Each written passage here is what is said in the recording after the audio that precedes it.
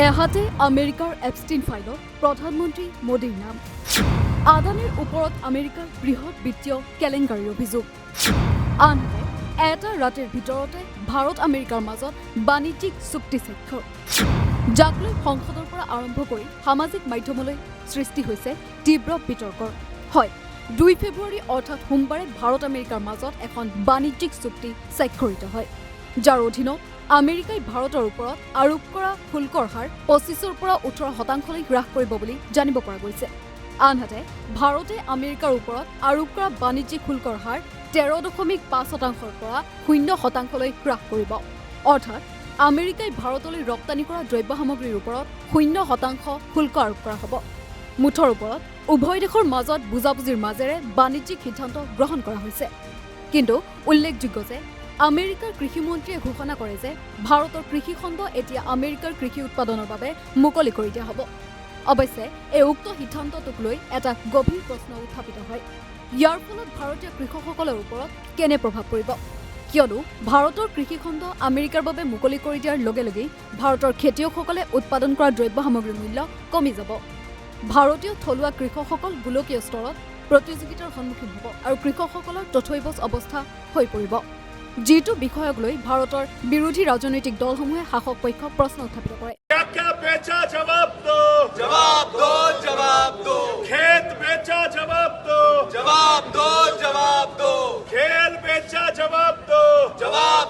जवाब दो, तेल बेचा जवाब दो, जवाब दो, जवाब दो, खलियान बेचा जवाब दो, जवाब दो, जवाब दो, प्रधानमंत्री जवाब दो, जवाब दो, जवाब दो। আনহাতে ভাৰতৰ প্ৰধানমন্ত্ৰী নৰেন্দ্ৰ মোদীৰ এপষ্টিন ফাইলত নাম উল্লেখক লৈ সংসদতো প্ৰশ্ন উত্থাপিত হোৱা দেখা যায়। তদুপৰি আমেৰিকাৰ বৃহৎ বিত্তীয় সংস্থা SECয়ে আদানীৰ ওপৰত কৰা বৃহৎ বিত্তীয় কেলেংকাৰীৰ অভিযোগ সম্বন্ধেও বিৰোধী দলে প্ৰশ্ন উত্থাপিত কৰে। नरेंद्र मोदी जी डरे हुए हैं क्योंकि जिन लोगों ने उनकी इमेज बनाई है वो अब उस इमेज को फोड़ने लगे हैं।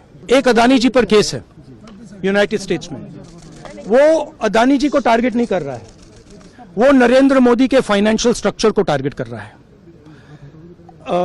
एक वो है, दूसरा है एप्स्टाइन फाइल्स।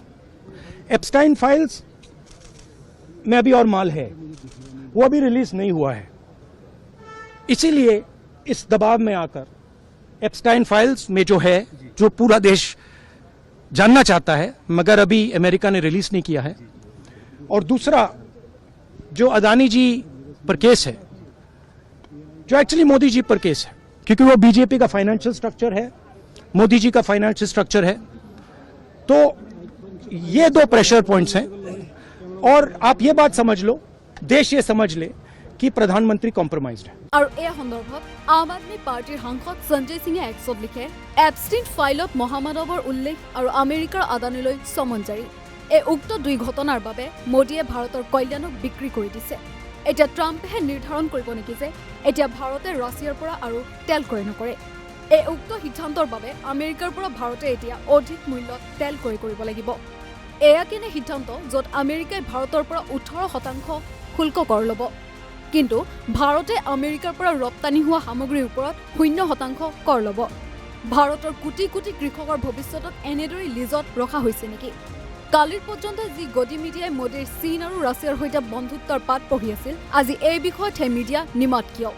ইয়াতেই উল্লেখ কৰি থওঁ যে আপৰ সাংসদ সঞ্জয় সিঙে সদনৰ মজিয়াটোক প্ৰধানমন্ত্ৰী মোদীৰ এপষ্টিন ফাইলত নাম উল্লেখৰ প্ৰতিক্ৰিয়াৰ জবাবদিহিতাৰ দাবী কৰিছিল। अभी एक एप्स्टीन फाइल की चर्चा हो रही है पूरी दुनिया में, उसके बारे में भारत के प्रधानमंत्री को आरोपित किया गया, उसके बारे में सरकार को स्पष्टीकरण देना चाहिए। तथ्य के कोई चीज को बोलना, मैं कह रहा हूँ स्पष्टीकरण देना चाहिए। आपके पास कोई तथ्य है तो आप सर अगर कोई